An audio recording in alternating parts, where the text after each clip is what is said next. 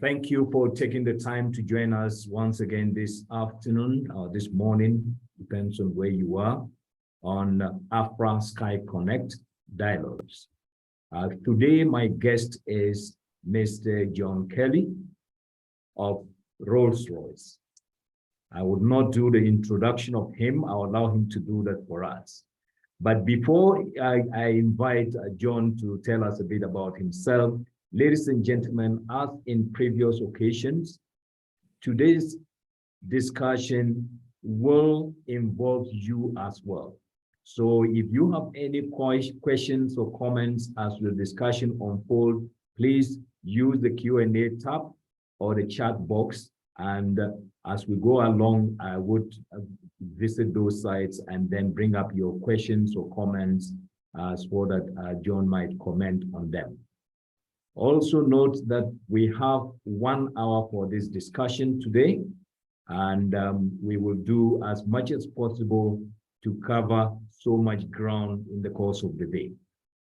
In our dialogue today, we will be seeking the views and thoughts of John, and for that matter, Rolls Royce, on the industry's recovery and how that is impacting on the OEMs activities.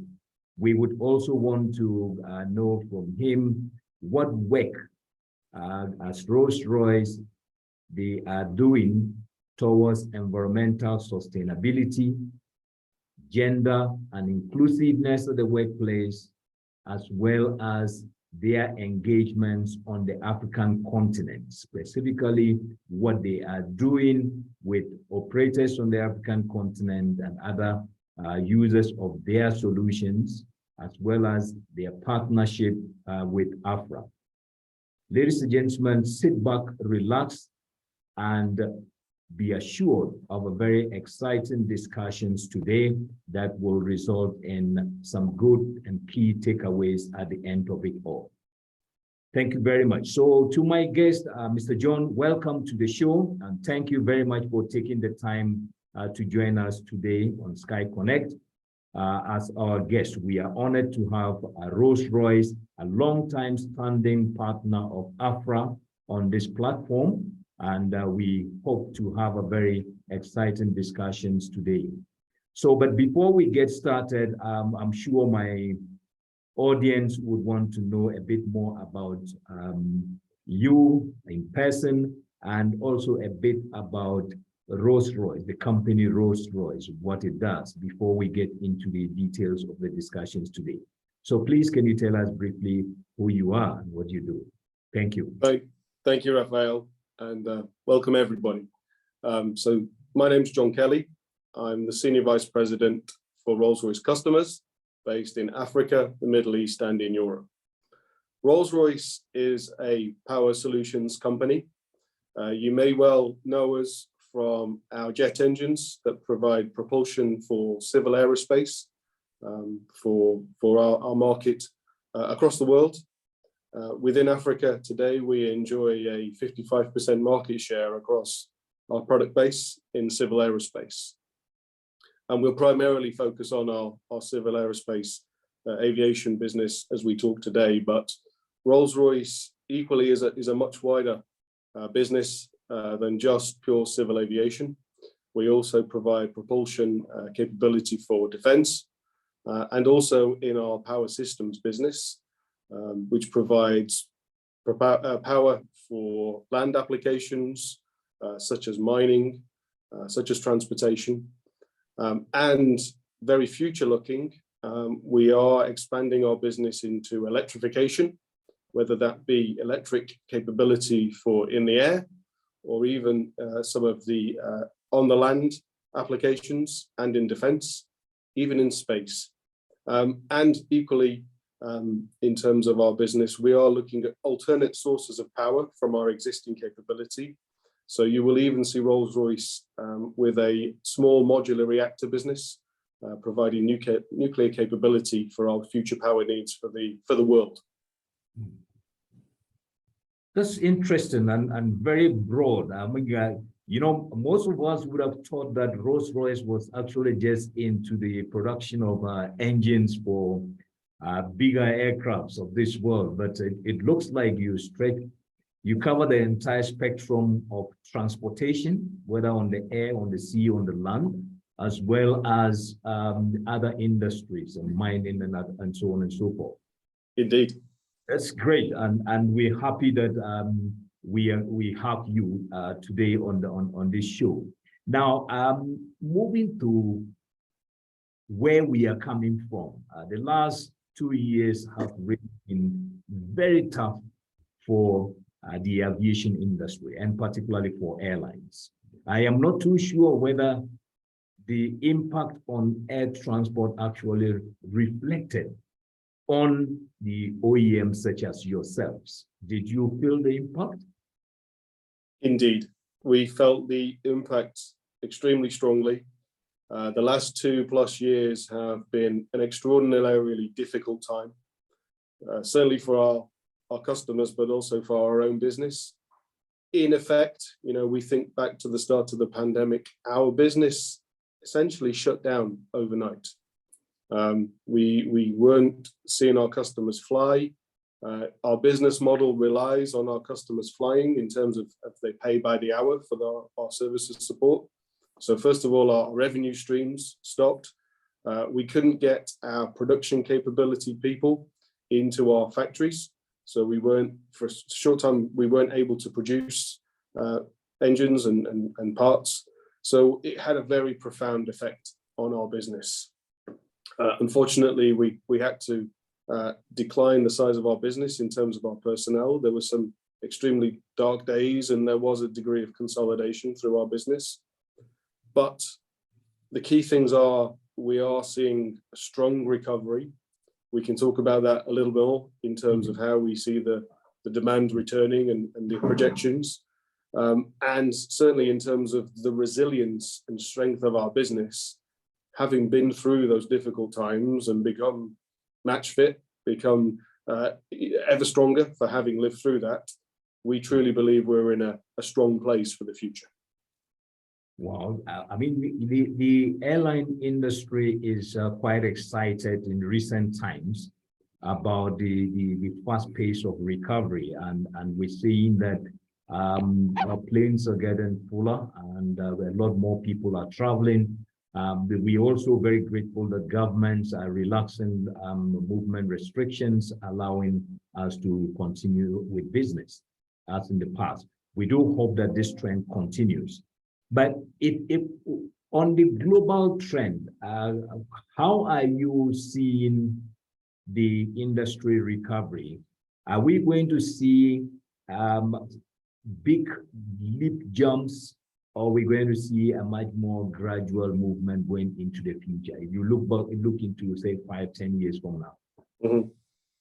So you touch on some key points there. We have seen a fairly gradual, strong recovery in travel, in demand.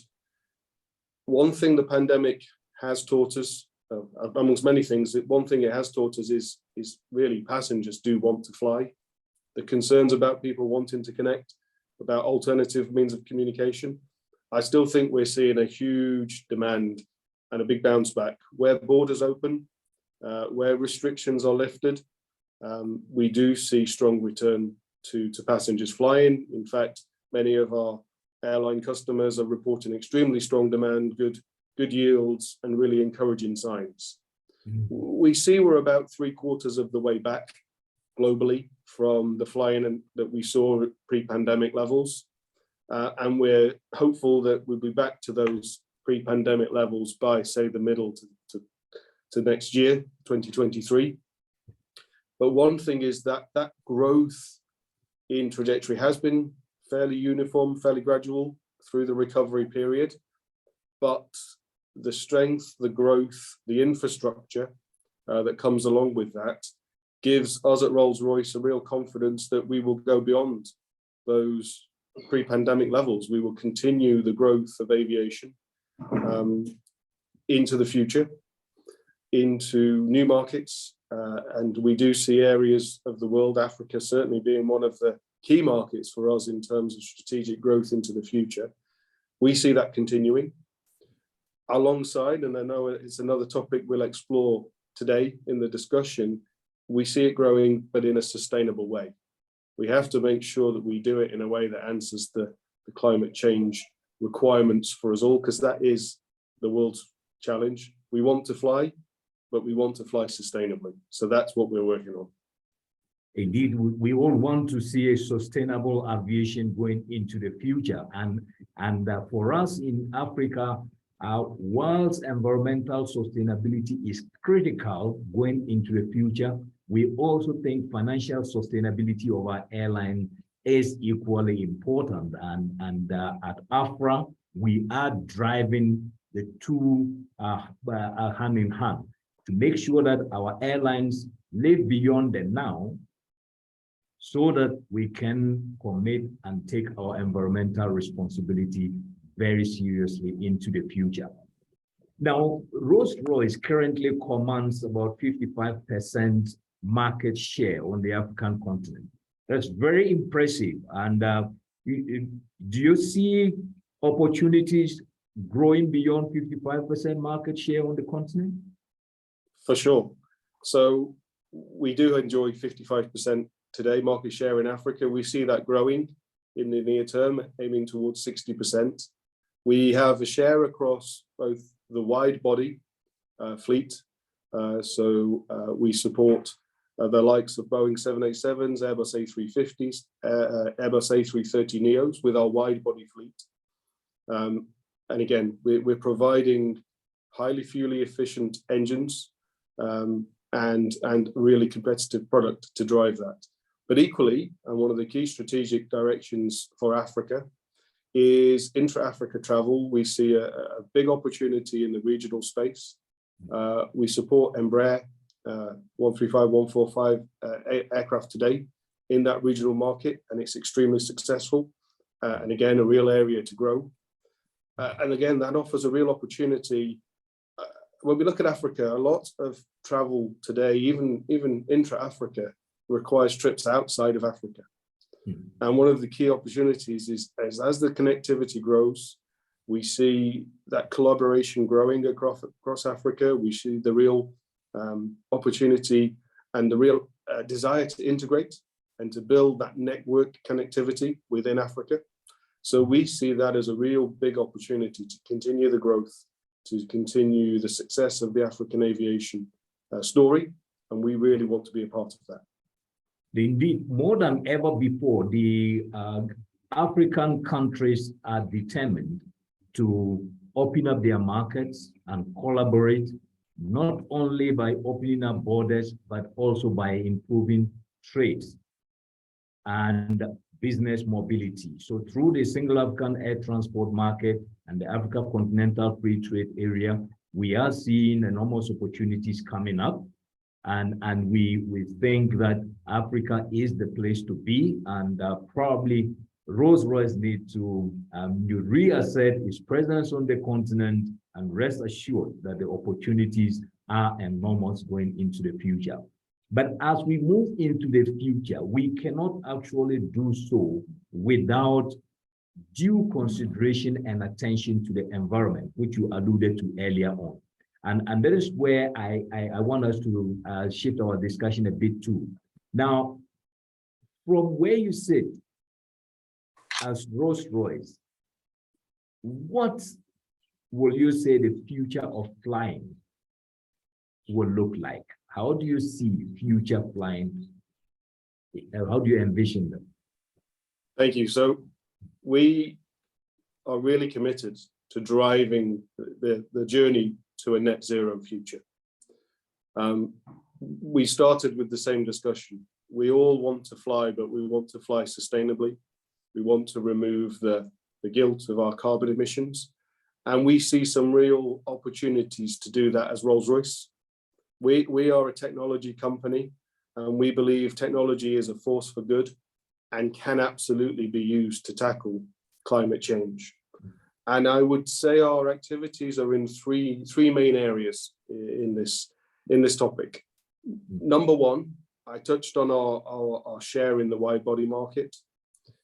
we have a realization, and I think this is borne out across the industry. If you want to travel long distances with a large aircraft, the reality is you need a jet engine today to give you efficiency to complete that journey in the most efficient way.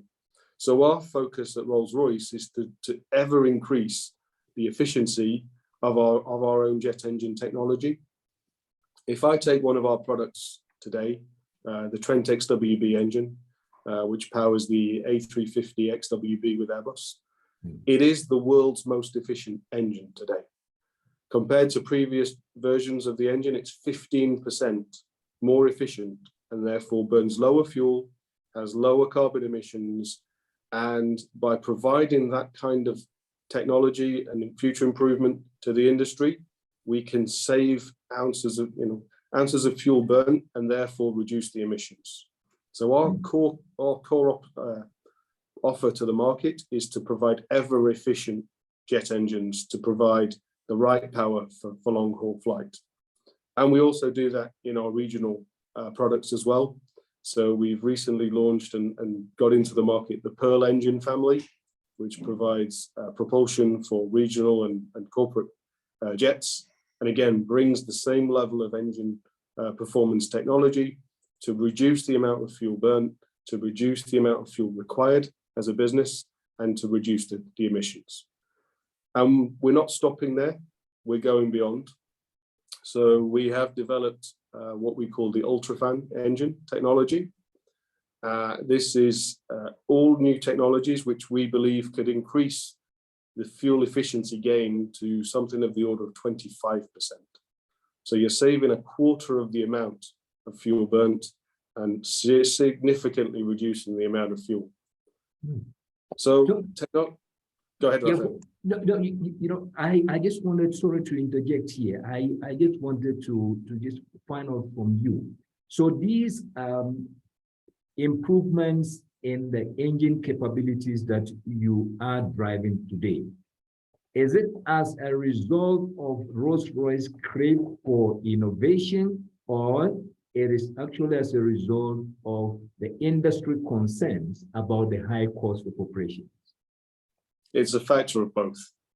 So that there's a commercial requirement here, but equally, we recognize that the ever improving efficiency of our core technology of the jet engine equally gives benefit to reducing the emissions at a global level. So the beauty is, not only by providing more fuel efficiency are we saving the cost of fuel for our customers, for the airlines, we're also reducing the environmental impacts at the same time. So it's a factor of both. Yeah, and I see that particularly in Africa, where the price of fuel it's actually 30% more expensive than the global average. I think we would need much more fuel efficient aircrafts if we are actually to meet our objective of flying economically sustainably. Agreed. We really would need a technology that are driven by organizations like yourselves to really make a difference in the world of aviation if we are to be active participants. But Rolls-Royce is also, I was just reading on your website the other day, and it says that you are championing electric flight. What does that mean? Agreed. So what I would say is if I just finish on the yes. jet engine, the second yes. pillar of our sustainability outlook is if you combine the efficiency of a new jet engine with a sustainable fuel source, then you get a real strong partnership. And that's why our second pillar, actually, before we look at the more innovative technologies such as electrification and hydrogen, the second element we're really focused in on is a collaboration across the industry and across governments to drive the use of sustainable aviation fuel. Because actually, if you get a really efficient engine and a sustainable aviation fuel source, then you can really, really drive down the emissions generated from long-haul intercontinental flight. We really welcome the industry drive to push for use of SAF across the industry. There were recent IATA agreements and protocols that laid out a mandate and a roadmap to increase the amount of SAF that is used across the industry. Even last week, we saw the ICAO commitment across aviation to drive towards net zero by 2050. And that brings with it, that's a fantastic diplomatic effort to get governments and countries aligned to the effort. And what it will need is the collaboration that it comes with that. Rolls Royce isn't an SAF producer, but what we have done is we've invested heavily to prove that our engines can run safely and sustainably on SAF. So today, you can take a Rolls Royce jet engine today and you can put 50% SAF blend into that engine today and it will run. We've gone beyond that. So we're also testing our engines and we intend to have all of them tested by 2023 to prove that they can run on 100% SAF, which is fantastic, because that means you could then have the 100% of the fuel burn in your jet engine coming from sustainable sources and significantly reduce carbon emissions. Yeah. Now, we know there are... I do understand, however, that today there are issues regarding the cost of production of sustainable aviation fuels, the volumes that are being produced today, and even in most cases, the infrastructure to support that at our airports. Now, how are we going to balance these?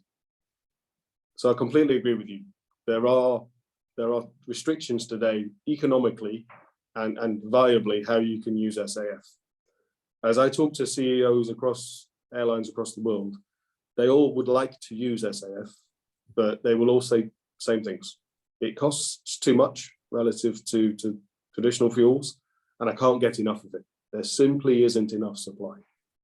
So we have to drive this collaboration across the industry.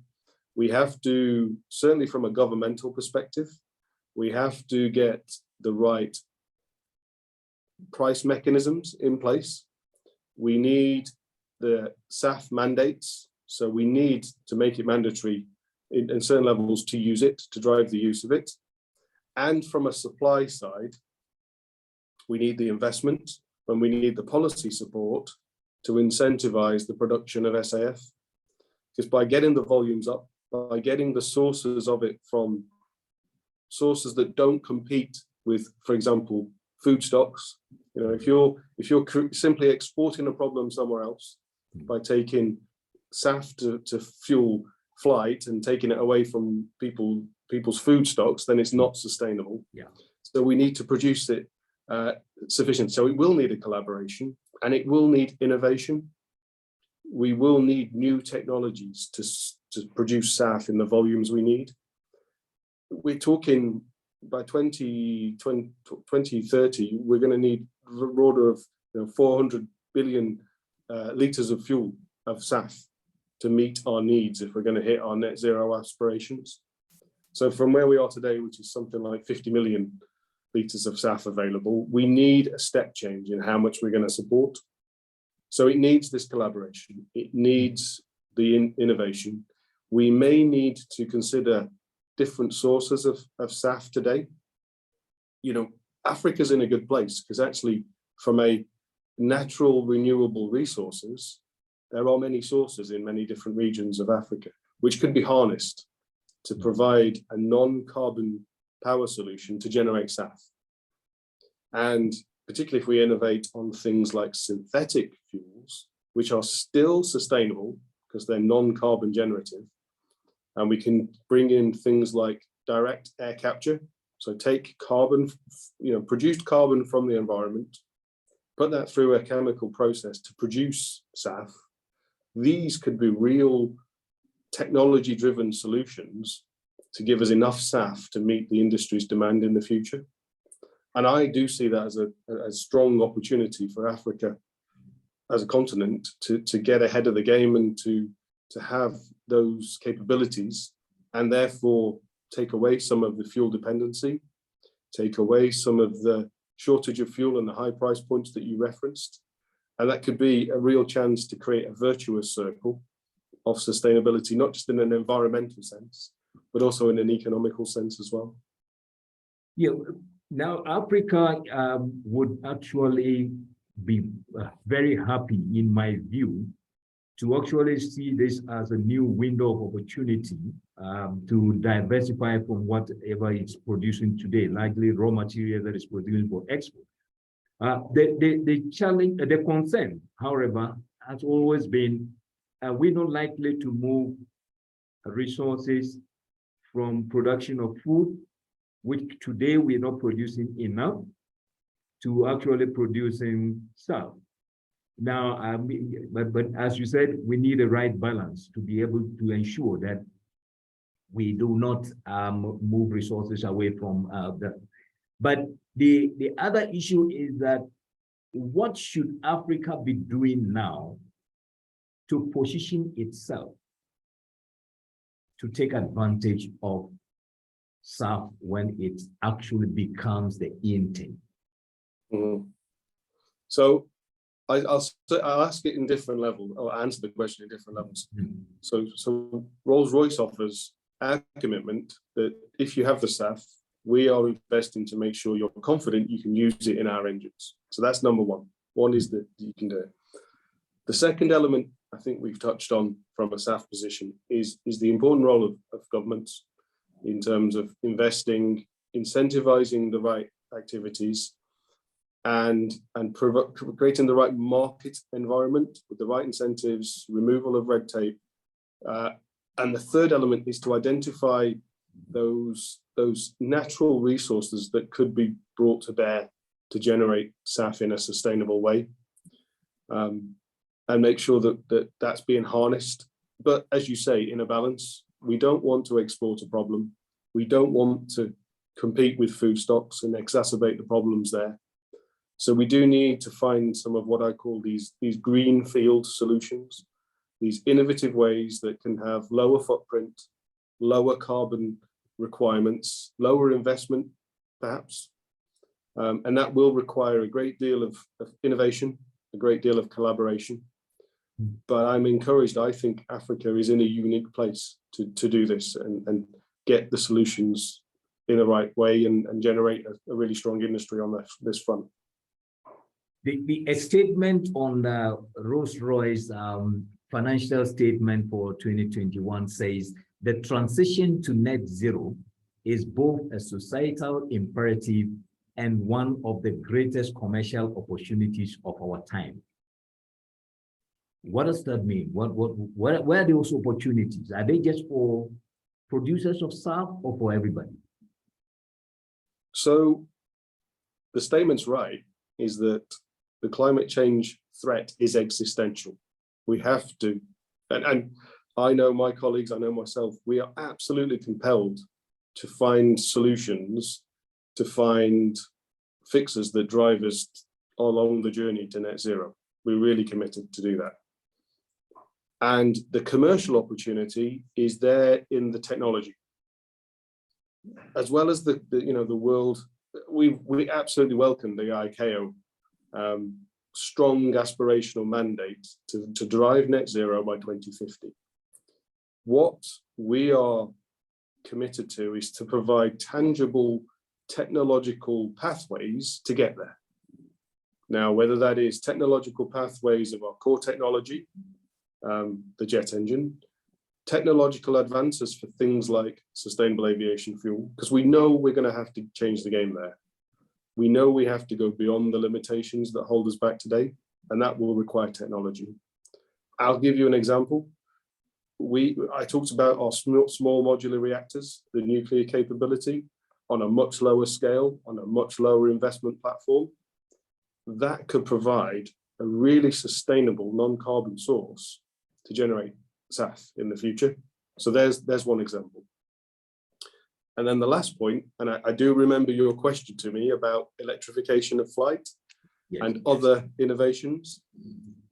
That's where we see the opportunity for real deep innovation in how we fly. So electrification of flight, we know, about now it's more focused on smaller aircraft, urban mobility vehicles, maybe even some smaller commuter aircraft, 20 to 30 people over short distances, which actually absolutely could be a real great innovation for Africa as the interconnectivity grows. We do see that as an opportunity. Yes.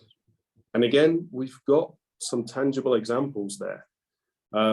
We recently, as Rolls Royce, broke a world speed record with our Spirit of Innovation aircraft, which was a speed record, 345 kilometers an hour, provided purely by electric propulsion.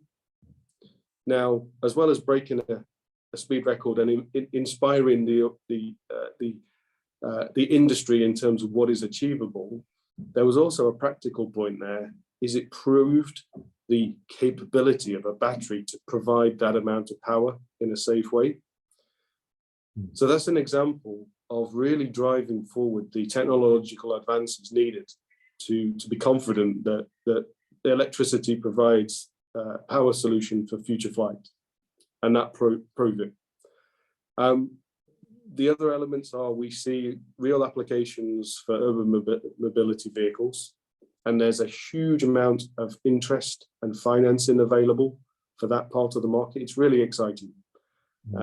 Again, short distances, but when you combine the technologies, maybe even a vertiport in the near future of vertical takeoff electric vehicles connecting into a bigger airport to provide long-haul support with a fuel-efficient jet engine, with a power source that's sustainable in its own right, maybe even a microgrid or solar power technology, given the electric power to that. This is where we harness those technologies, we put them together, and as I say, I do see Africa's a real chance to put that infrastructure into its ongoing economic development, to decarbonize not just the flight, but the airport itself and the transport into the airport. So we all achieve the development we want, but we do it sustainably. So do you see 2050 as a doable timeline, or it's going to be a tough to meet? Because today, most of what you're talking about are either still in the demonstration stage or are not fully commercialized yet. Do we see that commercialization coming between now and 2030, 2050? Yes, but it's going to take a lot of work. That's why we're keen to put out a roadmap that says we can do things today. We can give you fuel efficient engines today, and we can use SAF today. So there's some key messages: is let's not just say we can't get there, so let's not start. Let's bite this off in chunks. Let's do everything we can and keep the mindset of incremental gains are all gains. We will build up, and I do see things speeding up as we head towards 2050. We know the technology is there. We know it can be harnessed as a force for good. And the more we experiment, the more we prove things are capable, and the more we get the right infrastructure. So a lot of this does come down to the technology can be there. We need to finance it. So we need the right financial constructs. We need the right venture capital to take some of these risks. And we need the right governmental support, the right regulations to tackle some of the other questions. For example, urban mobility vehicles. How do we manage the air control for those kind of technologies? So we can prove that you can get electric propulsion that will do the job. We then need to work with collaborations to prove the viability of these extra developments going forwards. Now, in terms of these technologies coming to a market, We know that for the greater bit, the focus would be to get particularly the aircrafts to be able to do shorter distances in the initial instance and carrying not so many passengers. Now, do you think this will be complemented by existing technology or existing flying equipment? Or we are going to see a quick transition from what we are operating today to the new generation equipment? I think the key is to get the right optimized solution for what you want to do. If you want to transport 20 to 30 people over a relatively short distance, electric propulsion will be perfect for that. And again, we're proving that. We have a collaboration with Technam, with our P-Volt capability and electric engines that is proving that. It's actually focused in Scandinavia for the similar kind of missions we're talking about. Relatively short, 20 to 30 people. And electric propulsion, we think, can do that within the next few years, next up to 5 years. If you can then harness maybe some of the electric propulsion gains alongside a traditional jet engine in a hybrid system, we think they're the next future technologies that we could build into the medium to long haul capabilities. We've also launched a lot of research and collaboration into hydrogen, either as a direct power source to replace jet fuel for our engines, or to be used in other chemical processes to provide things like SAF as well. So I think the answer is there's going to be a range of technical solutions. The key is to optimize them in a network, in a framework that overall reduces the carbon footprint and drives us down. And then we continue to develop as we find out these things. So I guess my conclusion point on there is it's not one solution. It isn't one single fix for all of our decarbonisation. I think it's knowing what we want to achieve, whether it's long haul flight of 500 passengers, or it's short haul flight of 30 to 50 passengers, and then optimizing the technological fit and the infrastructure to reduce the carbon footprint as low as we can get it and incentivize in that way. Therefore, we make it sustainable. Well, besides the investments or opportunities that SAF offers, do you see Africa with its very young population, well-educated, very enthusiastic, participating in this new trend? And how? Absolutely. As an area for people to drive the technological benefits, to become part of the workforce that innovates, to generate these technological solutions, that's a huge opportunity for the population.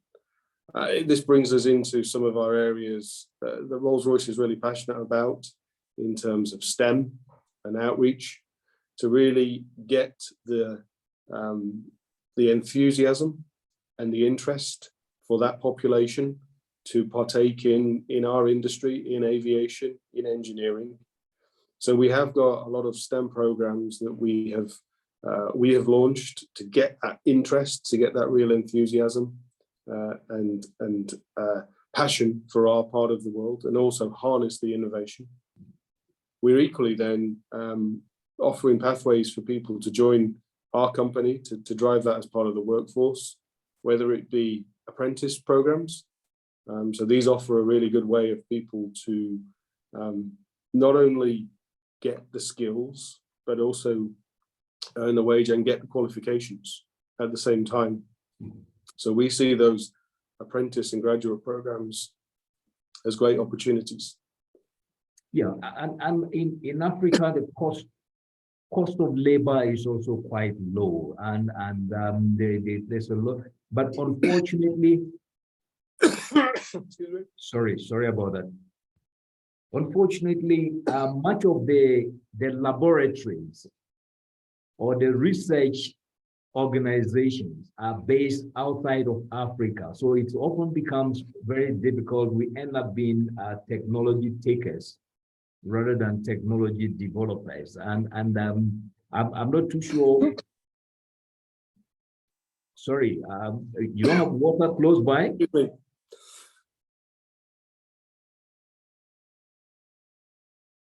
Probably you should try and grab a cup of water and a glass of water. Unfortunately, no water. All good. Okay, so I was just saying that Africa is often a technology taker and not a producer, because the laboratories and research facilities are largely located outside of the continent, and therefore the participation of Africa in technology development is always delayed. Now, has Rolls Royce got any plans to sort of decentralize some of its activities onto the continent to support uptake of technology development on the continent? Yes, we're always looking at those opportunities, whether it's supply chain. We're looking at, we don't necessarily source today, but we do see potential for that in the future. And things like research and development, there's, as you say, a huge opportunity to tap into the wealth of innovation and skill set that Africa offers. So we want to do more in that space. Yeah, I noticed that Rolls Royce has, since 1978, been looking at young women engineers and giving awards on an annual basis. I'm not too sure whether this is always promoted on the continent, and whether some of our youth probably are aware of this, particularly the young lady female engineers, whether they are aware of this. How do you promote this, and how do you end up with a short list of candidates for this program? Excuse me. Sorry. No, so again, in terms of, this is an example of the culture in Rolls Royce, the culture of inclusivity. We do want to build our diversity and inclusion numbers.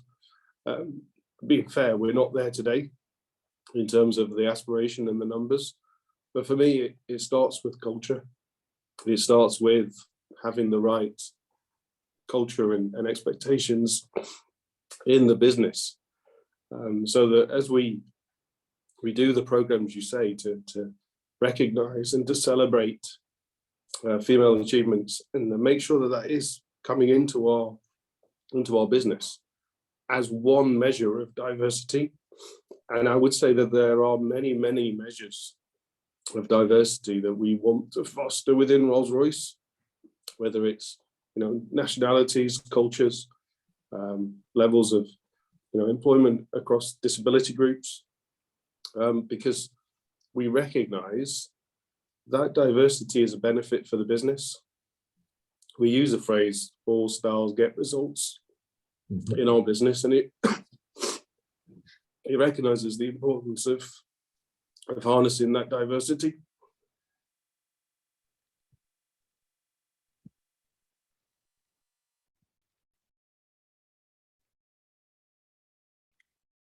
Sorry, John, you don't have a glass of water next by? I'm afraid not. I'm in a room with no water. But oh my! I'm okay now. So sorry about dry throat. So sorry about that. Yeah. So now you also run another program, and I was very impressed looking at your website and the way you Rolls Royce is engaged in diversity and inclusion at the workplace. So you have what is called a Gender Diversity Ambassador Award. Can you tell our listeners a bit more about this award and how you end up with the awardee? Sure. So again, it's an example of that culture. It's an example of the desire to foster the right environment within Rolls Royce to specifically recognize and identify key talent, across many aspects of diversity, but gender with a real focal point, because again, we haven't achieved the level of balance that we need to for the future. So again, this is just an example of promoting, celebrating, and raising awareness of the importance of gender balance in our business and in our industry and in society as a whole. So again, it's a focal point. We are shining a light on a particular topic by having these awards, and by also celebrating and focusing the achievements and the real benefits of females within the workplace and what they've achieved. And it is a spotlight. And again, we want to make sure that the reality within our business matches the outward view and matches the expectations that the business has. So again, we not only focus on the awards as a sort of showpiece and a spotlight, as I say, but we also foster what we call employee resource groups. So this is where not just people from a particular group or from an area, such as our African Caribbean professional network. We also bring in allies, such that people across the business can improve their awareness, can learn about the issues, can discuss key topics, and that we can therefore continue to just promote this culture of inclusivity, taking away microaggressions in the workplace that can hold people back, and truly achieve a diverse and inclusive workplace for everyone to be their best in. So how do you get this information out there? Because until recently, myself, I've never been privy to, I've never heard about these laudable programs. Sure. And probably it might be an opportunity that between Rolls Royce and AFRAA, we can partner to get this information out there, particularly to some of the African countries where people can participate, if it is either by application or by competition, whatever the arrangement might be. Because the other thing I have seen is that you have students and graduates at Rolls Royce. And I was wondering, how does one get in there into such a program? Because and how do we get that information out there? Sure. So the key, to be very clear, the key place to go look for this information is our website. So that is the key focal point for applications, for getting more information, for finding out about our graduate apprentice programs and our career development within Rolls Royce. We also use social media. So, you'll find Rolls Royce on the traditional social media platforms to find out more information on these key topics.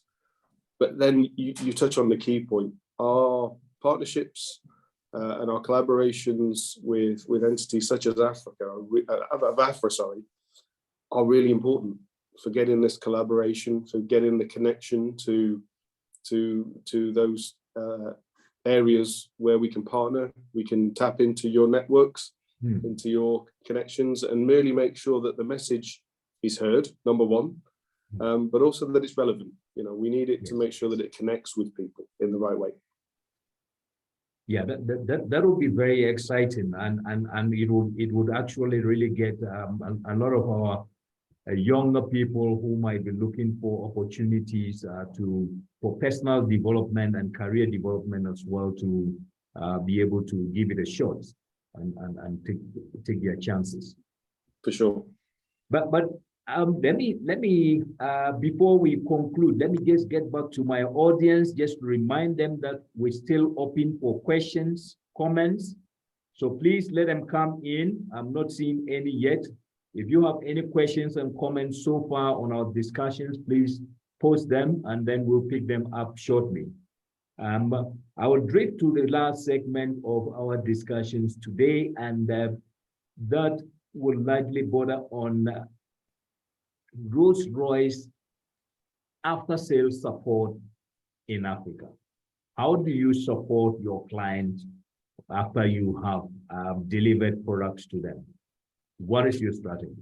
So our strategy here is one of long-term partnership and alignment with our customers, primarily through a product known as Total Care, which offers through-life support for our customers. Certainly within the Africa continent, we recognize the need to tailor some of those support requirements. So within the Total Care product, there are a number of service levels. There are a number of service provisions which we can align to the customer's needs. And as I say, it's long term. You know, we offer 12, 20 life of type support packages to make sure customers recognize we're in it with them, we're entirely aligned and understand their business model and want to make sure we support it for the long term, and that we are long-term partners. And the second element is to ensure that we have the right level of on-the-ground support through a network of airline support teams across the continent. We have people based around Africa that can support both the day-to-day management and communication and interaction with customers, which is really important. And also, as they need any operational support requirements, that we can have personnel on hand to support them. And that's, you know, as we see the future, we do see those areas of growth within Africa as the market develops and as the opportunities come on board. So we're really hopeful that we can continue to build on our strategic partnership with Africa and see real growth for the future. As we discussed earlier, technology is dynamic and keep evolving. Do you have a sort of a capacity building or capacity development programs for your customer base on the continent? So we tailor our requirements and support with our customers based on their individual needs and what their desires are. We provide levels of both technical on the job support training type activities and programs for our customer base, but we also look at ways of, you know, developing some of their strategic capabilities, some of their thought leadership areas. So we do collaborate with a number of our customers in that space as well to look at, you know, some of their business acumen, development for their workforce, and what their outlook is going forwards. Because one of the key things is if we can co-create some of the strategic options for the future, we're both incentivized together to go and achieve that. So we see real benefits in that. Now, on your relationship with AFRAA, Rolls Royce has been a long-time partner of the African Airlines Association, and you have been very supportive of AFRAA's programs over the years, and we have worked collaboratively together. What would you say is the feeling of Rolls Royce of our partnership today? So it's a really strong partnership, something we've developed over many years and will continue to do so. What we get the benefit of is integrating an insight into the needs of African customers, what the outlook is. And we've touched on a few times through this discussion. It's also an opportunity, as we've done today and we will do before, to help get our message out across the continent. In terms of, you know, Rolls Royce is a trusted partner.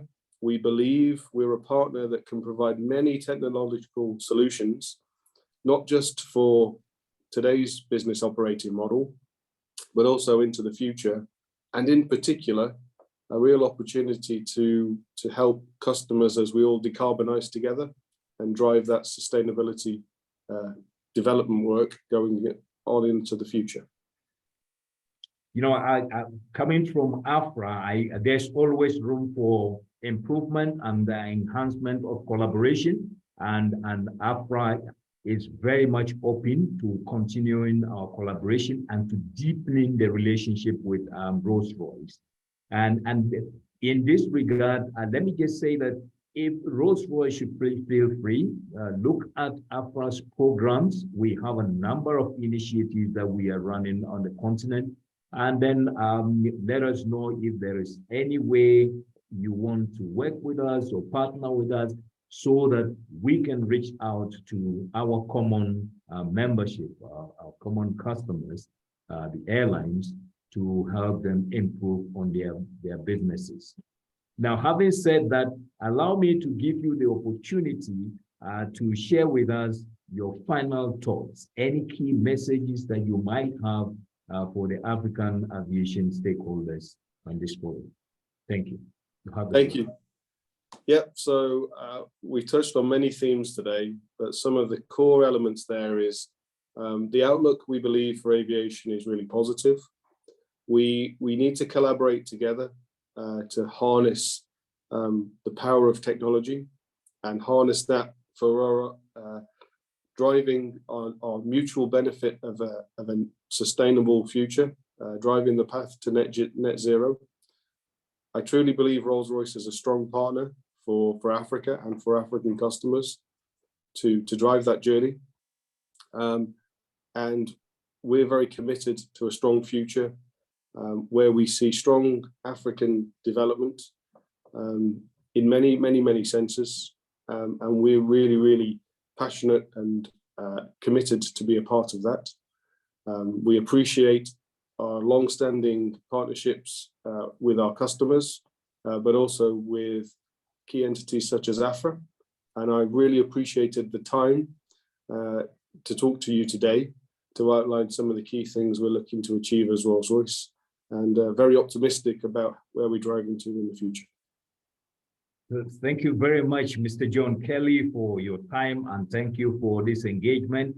I look forward to us having another opportunity soon, but probably or by the time of our annual General Assembly on the 12th of December in Dakar, where we can further engage and discuss on this.